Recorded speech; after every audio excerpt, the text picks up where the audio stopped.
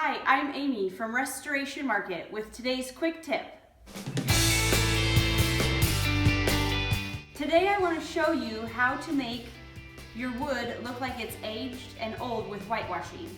You'll need a paintbrush, a piece of paper towel, and some water, even just from a water bottle. You'll want to wet your paper towel just a little bit so it has water on it. You can use whatever color that you have at home or whatever color you want to accent your board with.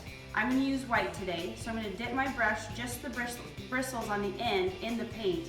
And then I'm just going to wipe it or dab it into the wet paper towel. Then you take your board and you just lightly brush it down the board until you get some color on it. And you can control the color by how hard or soft you push on the paint or on the paintbrush. So if you grab some more paint, dab it each time so you don't get that solid look on the board, and you can just wash it right down. Just gives the board the look that it's been aged and old, and it makes it so fun. You can use any accent color that you like. Here's a picture of a project that I did recently using two different colors to accent the boards, and we just washed it right over the top of the existing board.